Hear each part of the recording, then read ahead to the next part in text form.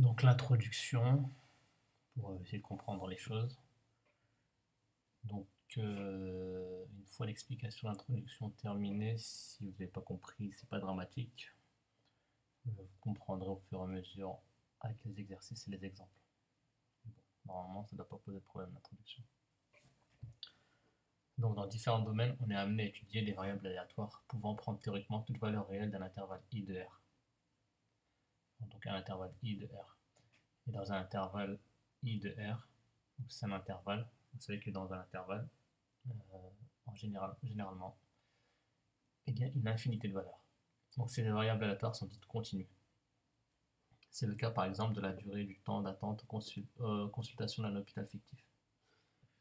Donc si on veut étudier le temps d'attente dans un hôpital, ben, le temps d'attente, ici, on va devoir utiliser des intervalles. Donc le temps d'attente entre 0 et 10 minutes, entre 10 et 20, entre 20 et 30, entre 30 et 40, etc. etc. On a la fréquence à chaque fois, d'accord. Donc en gros, le temps d'attente entre 0 minutes et 10 minutes exclu, il est de 0,064. Ça veut dire 6,4% des patients ont attendu un peu moins de 10 minutes. Là, ça veut dire quoi? Ça veut dire 15,2% ont attendu entre 10 et 20 minutes, etc. etc. D'accord. La série statistique à caractère quantitatif continu, vous avez vu ça en seconde. D'accord. Donc là, le caractère qu'on étudie, c'est le temps d'attente. Et ici, justement, le temps d'attente, ça prend des valeurs. Donc ça prend des valeurs, c'est quantitatif. Donc vous avez vu en seconde, il y avait quantitatif discrète et quantitatif continu. Donc discrète, c'est quand c'est des valeurs précises. Mais là, c'est quantitatif continu parce que c'est sous forme de classe. Ça s'appelle une classe en statistique. Donc, justement, entre 0 et 10, il y a une infinité de valeurs. Il y a 2 secondes, il y a 3 minutes, 15 secondes, 28 centièmes, il y a 9 minutes, 38 secondes, 15 millièmes, 3 centièmes, etc. Vous avez compris, donc il y a une infinité de valeurs ici. Donc la série statistique est à caractère quantitatif continu représentée par un histogramme constitué d'une juxtaposition de rectangles dont les aires sont proportionnelles aux fréquences. Vous avez appris ça, à faire ça aussi en seconde. Ça, c'est un histogramme. Donc là, c'est le temps d'attente en heures. D'accord. Donc 0,5 heures, ça fait 30 minutes. Là, c'est 1 heure. Et 1,5 heures, ça fait 1 heure et demie. Et donc là, c'est les fréquences. D'accord. Donc regardez bien, entre le temps d'attente entre 0 et 10 minutes. Donc là, c'est 0,5, c'est 30 minutes. Donc là, ça fait 10, 20, 30 minutes, 40, 50, 60 minutes, 1 heure, 1h10, 1h20, 1h30. D'accord. Donc entre 0 et 10 minutes, 0,064. D'accord. Donc 0,064. 0,06 environ. Voilà. Et donc là, on a l'histogramme. Et donc ça s'appelle le polygone des fréquences cumulées. Donc à chaque fois, on va cumuler les fréquences. Donc à 0 minutes, la fréquence est de 0. D'accord. Donc entre 0 et 10 minutes, de 0 à 10, ça fait 0,064. Donc le premier point, c'est 0,064. Là, la graduation ici, c'est 0,064. Ensuite, on ajoute 0,064 plus 0,152. Et après, on augmente au fur et à mesure. Et normalement, quand on additionne toutes les fréquences, ici, ça doit faire 1. D'accord. Donc je vous rappelle que fréquence et pourcentage sont des synonymes. D'accord. Donc là, vous voyez bien, ça représente 100%. C'est-à-dire qu'il y a 100%, des patients qui ont attendu moins d'1 heure et demie. Par exemple, à 1 heure, ça fait à peu près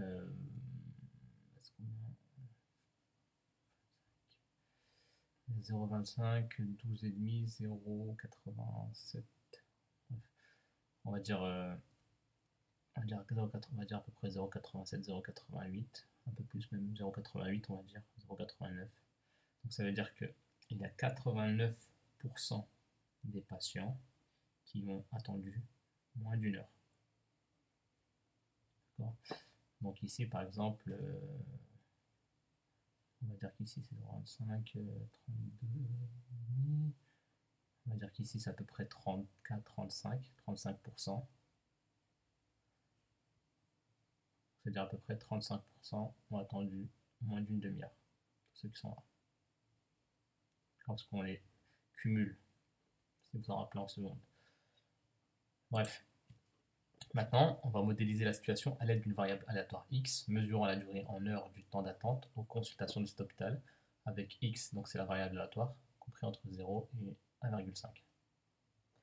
Pour une telle variable aléatoire, les événements à étudier sont ceux qui correspondent à des intervalles du type x appartient à l'intervalle 0, 0,3, x compris entre 0,5 et 1, ou x supérieur à 0,5. D'accord, donc là c'est x compris entre 0 et 0,3 heures, x compris entre 0,5 heures et 1 heure, et x supérieur à 0,5 heures. D'accord? Le calcul de la probabilité P de x égale à 0,345. En gros, que le temps d'attente soit exactement de 20 minutes 42 secondes. Ça, c'est 0,345 heures. 0,345 heures, c'est 20 minutes et 42 secondes. N'a pas de sens. Vous avez compris? Parce que, on va dire qu'il y a une chance. Il y a une chance sur combien, dans l'intervalle, il y a combien de valeurs entre 0 et 1,5? Il y a combien de valeurs entre 0 et 1,5? Il y en a une infinité. Donc ça veut dire qu'il y a une chance sur une infinité. Et 1 divisé par un nombre qui est très grand, on va tendre vers 0. Donc ça n'a pas de sens. En gros, cette probabilité-là, elle est égale à 0. La probabilité d'une valeur comme ça, c'est 0. Dans le cas d'une variable aléatoire continue de polygone des fréquences cumulées croissantes est remplacée par la courbe représentative de la fonction de répartition grand F permettant de calculer les probabilités. Donc ici, on ne va pas s'attarder sur ce que c'est qu'une fonction de répartition, mais en gros, là, le polygone, tout ça c'est pas une courbe, le polygone des fréquences cumulées, croissantes est remplacé par la courbe représentative de la fonction de répartition grand F. D'accord? Donc là, c'est une fonction de répartition, ça s'appelle une fonction de répartition. Vous verrez ça dans le supérieur si vous continuez à faire des maths, mais je pense que la majorité d'entre vous, vous allez continuer et vous verrez ça sûrement l'année prochaine ou dans 2 ans.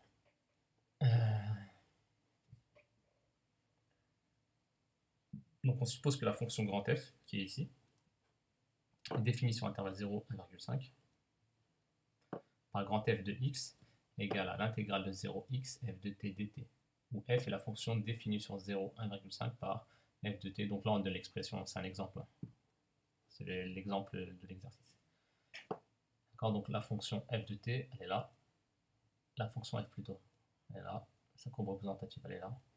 On dit que la fonction f est la fonction de densité de probabilité de la variable aléatoire grand x. Donc ici, vous avez vu grand f de x, plutôt là, l'air qui est compris entre la courbe petit f, l'axe d'abscisse, les droites d'équation x égale 0 et x égale à 1,5. Donc là, cette aire-là, c'est bien une aire, hein, parce que la courbe, elle est continue et positive. C'est-à-dire que là, on a bien à faire une aire, et forcément, une aire, c'est positif. C'est-à-dire forcément, parce que grand f, c'est une primitive de petit f. Donc forcément, grand f va être croissante. Parce que petit f est positif. D'accord? C'est la dérivée de petit f. Et donc en gros ici, cette aire-là, parce que x y varie. X y varie. Donc la probabilité que grand x soit inférieur ou égal à petit x, ben, c'est égal à grand f de x. Parce que ça correspond, cette aire-là, elle correspond à la valeur de la primitive de quand x vaut une certaine valeur. Et grand f de x, ben, c'est l'intégrale de 0 à x f de t dt. Donc si x vaut 0,6, il faudra calculer grand f de 0,6. Et pour calculer grand f de 0,6, il faut calculer l'intégrale de 0,6 f de t dt. Donc on va voir petit à petit à quoi ça correspond tout ça. Je vais vous redonner la courbe. Ainsi, donc ce qui va nous intéresser, c'est la fonction de densité. Ainsi, pour tout réel x de l'intervalle 0, 1,5, grand f de x est l'aire du domaine compris entre la courbe représentative de la fonction de densité petit f, les axes du repère et la droite d'équation t égale à x. D'accord? Parce que là, la variable en abscisse c'est t. D'accord? T égale à x. On en déduit que la probabilité que x, la variable aléatoire, c'est le temps d'attente, est inférieur ou égal à 0,3, c'est égal à grand f de 0,3. Et grand f de 0,3, c'est cette aire-là, quand x vaut 0,3. Donc il faut calculer, et si on utilise en fait cette expression-là, on détermine une primitive, donc là vous n'allez pas le faire. On peut même le faire avec une calculatrice, ça fait 0,1808. La probabilité que le temps d'attente soit entre 0,5 heures, entre 30 minutes et 1 heure, c'est grand F de 1 moins grand F de 0,5. Et en calculant, ça donne ça. Donc là, on va pouvoir calculer les probabilités du temps d'attente. Et P de x, le temps d'attente, soit supérieur à 0,5. Donc il y a plusieurs manières de le faire. Donc supérieur à 0,5, c'est-à-dire que x, grand X, la variable d'attente est comprise entre 0,5 et 1,5. Ou alors, on peut faire ça de manière astucieuse en faisant 1. Parce qu'il faut bien comprendre qu'ici, vous allez voir que l'air ici va être égal à 1 moins grand F de 0,5. Et grand F de 0,5, c'est tout ce qui est inférieur à 0,5. D'accord, on passe par les événements contraires. Et on trouve ça. Bref, pour l'instant, ça c'est juste des résultats donnés comme ça. Et vous allez voir au fur et à mesure, vous allez comprendre à savoir calculer ça. Ça c'est super important. Grand 2, loi densité. Donc là, on rentre dans le vif du sujet. La variable aléatoire continue. Jusqu'à présent, les expériences aléatoires étudiées conduisaient à un univers fini. Et chaque variable aléatoire prenait un nombre fini de valeurs x1, x2, xn, etc. Mais ici, il s'agissait alors, pour trouver la loi de probabilité de grand X, de déterminer les n valeurs. P de x égale à x1, P de x égale à x2, P de x égale à xn, comme dans la loi binomiale. Dans les épreuves de Bernoulli, on va dire il y a eu 50 épreuves. Donc on sait que grand X prend 50 valeurs. Pas forcément 50 valeurs, mais bon, certaines valeurs. Mais ici, vous allez voir qu'il y a une infinité de valeurs. Parce qu'on va travailler sur des intervalles. Dans ce chapitre, on s'intéresse à des variables aléatoires qui reprennent une infinité de valeurs. L'univers est un intervalle I de grand R. C'est donc un univers infini. Dans un intervalle, il y a une infinité de valeurs. On parle alors de variables aléatoires continues qui suivent des lois continues. Par exemple, le temps d'attente téléphonique à un service, le poids à la naissance, le taux de glycémie, etc. Il n'est plus possible alors de définir la loi de grand X en déterminant les probabilités des événements grand X égale à XI, puisqu'il y a une infinité de tels événements, et qu'ils sont d'ailleurs tous d'une probabilité nulle. On ne s'intéresse plus alors aux événements X prend telle valeur, mais à ceux du type X prend des valeurs dans un intervalle grand I, que l'on notera sous la forme X appartient à I. Définition. Variable aléatoire continue. Une variable aléatoire continue, grand X, est une fonction qui a à chaque issue de oméga associée à un nombre réel d'un intervalle I de R. Petit 2, loi de probabilité à densité. Donc densité sur l'intervalle AB. On appelle fonction de densité. Donc là, c'est de nouvelles définitions, il faut les connaître, il faut les apprendre. Parce que si on parle de fonction de densité et vous ne savez pas ce que c'est, ben ça c'est la définition, d'accord? Et là aussi, définition variable aléatoire continue, donc des nouvelles définitions. Donc on appelle fonction de densité sur l'intervalle AB, avec A plus petit que B, toute fonction f définie, continue et positive sur AB, est telle que l'intégrale de cette fonction sur AB est égale à 1. C'est-à-dire l'intégrale de AB, f de x est égal à 1. C'est-à-dire que si vous avez une fonction qui est continue, c'est la première chose, positive, c'est la deuxième chose, et l'intégrale sur en prenant les bornes de l'intervalle, l'intégrale de AB f de x dx égale à 1, ben la fonction f, ce sera une fonction de densité sur l'intervalle AB. Remarque, cela signifie que la fonction doit être continue sur AB, positive sur AB, et que l'aire sur la courbe sur AB doit être égale à 1. On va faire un exemple. Donc exemple, la fonction f définie sur 0,2 par f de x égale à x sur 2 est une fonction de densité de probabilité sur l'intervalle 0,2. Donc là on vous dit est une fonction de densité de probabilité sur l'intervalle 0,2. En effet, je vais vous expliquer pourquoi. Donc ici, les conditions, on doit les vérifier. Elles sont là, d'accord? Continue sur l'intervalle, positive sur l'intervalle, et l'air doit être égal à 1. Donc on va le montrer. Première chose. Donc là, vous voyez bien que je ne peux pas lever le crayon sur l'intervalle 0,2. Sur l'intervalle 0,2. Donc graphiquement, on le voit que la fonction ici, f, elle est continue. La fonction f est continue sur l'intervalle 0,2. Deuxième chose.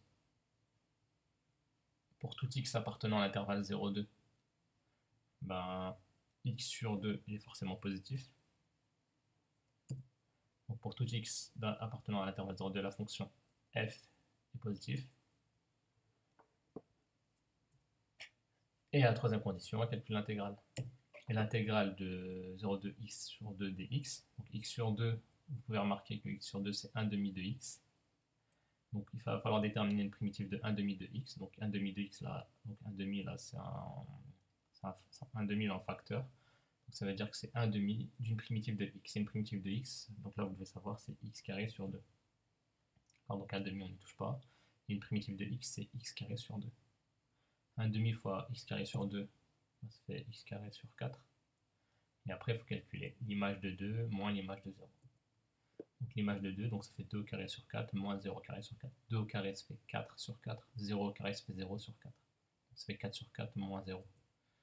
4 sur 4 égale à 1. Donc vous voyez bien que l'intégrale ici, elle est égale à 1. Et donc c'est bien les conditions qu'on a ici. Continue positive et l'intégrale est égale à 1. Donc qu'est-ce qu'on peut dire?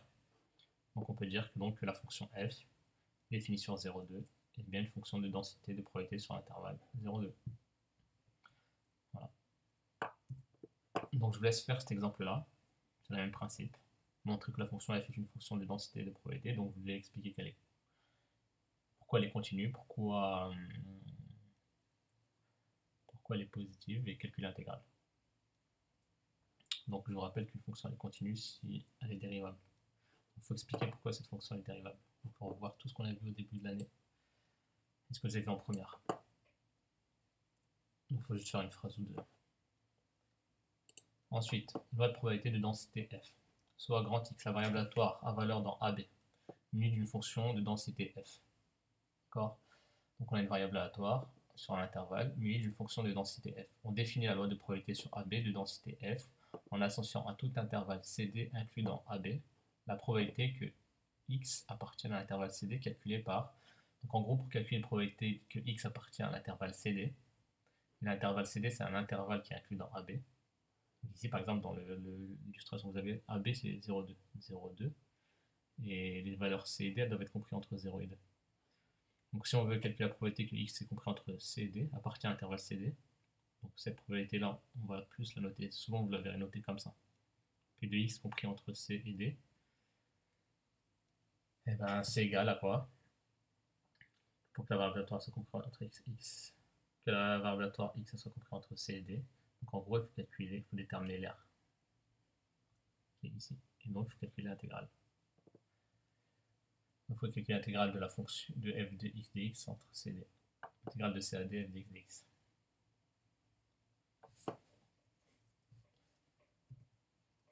Donc remarque, ce qu'il faut remarquer, c'est que la probabilité que la variable aléatoire soit comprise entre C et D, x supérieur ou égal à C, x inférieur ou égal à D, c'est la même chose que x compris entre C et D. X strictement supérieur à C, x strictement inférieur à D. Pourquoi? Parce que P de x égale à C, on a vu que quand c'est égal à une valeur précise, c'est égal à 0. P de x égale à C, c'est 0. P de x égale à D, c'est 0. Donc ça revient à la même chose en fait. Donc il y a autant de valeurs, la probabilité plutôt, il n'y a pas autant de valeurs, mais la probabilité de x soit compris entre C et D de cette manière-là. Et de cette manière-là, c'est la même chose. Et c'est exactement la même chose ici aussi. Et la probabilité que x soit compris entre C et D, là, P de x compris entre C et D, c'est P de x strictement inférieur à D, donc c'est toute cette aire-là, moins P de x inférieur ou égal à C, moins cette aire-là. P de x strictement inférieur à D, c'est de 0 jusqu'à D, c'est tout ça, moins P de x inférieur ou égal à C, moins le petit triangle blanc. Donc on va obtenir quoi? La partie rosée là. Et P de x égale à C, je vous expliquais, c'est égal à 0. Pourquoi? Parce que là, c'est une valeur sur une infinité. Donc ça va tendre vers 0, donc ça fait 0. Exemple.